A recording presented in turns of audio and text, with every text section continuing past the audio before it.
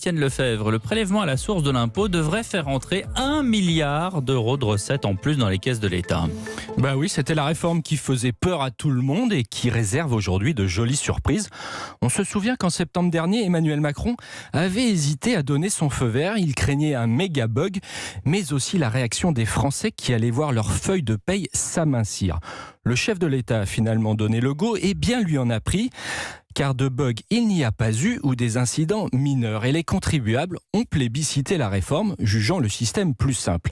Mais il y avait une autre inquiétude dont on avait moins parlé, celle de Bercy de perdre quelques milliards au passage dans la collecte d'impôts, l'année de transition. Eh bien, c'est en réalité l'inverse qui s'est produit. Les recettes devraient être supérieures aux prévisions de 1 milliard d'euros. Mais comment est-ce qu'on peut expliquer un tel écart ? Alors, il faut bien savoir qu'avant la réforme, le taux de recouvrement de l'impôt était de 95% seulement en fin d'année. Pour obtenir plus, il fallait multiplier les relances, voire les contentieux pendant des mois. Avec le prélèvement à la source, ce taux a bondi immédiatement à 98,5%, c'est précis. Le ministère des Finances avait anticipé une hausse, mais pas à ce point-là, et Gérald Darmanin de se féliciter, je cite, de faire payer l'impôt à ceux qui ne l'acquittaient pas par fraude ou par phobie des formalités. Une allusion un peu perfide à la phobie administrative de l'ex-secrétaire d'État Thomas Thévenoud, qui omettait de remplir sa déclaration d'impôt. Bon, il y a quand même aussi des effets négatifs pour Bercy.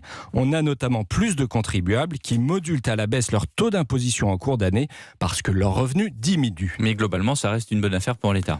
Ben oui, d'autant qu'en plus du gain de recettes, il y a des économies à la clé car il y a moins besoin d'agents à Bercy. C'est avant tout une réforme de simplification. Le barème ne change pas.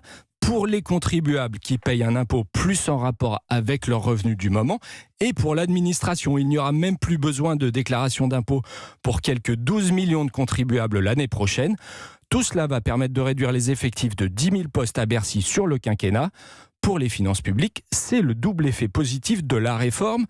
On aimerait maintenant que la réforme de l'État, un peu en panne par ailleurs, conduise à d'autres résultats de ce type. Merci Étienne Lefebvre, rédacteur en chef aux Échos.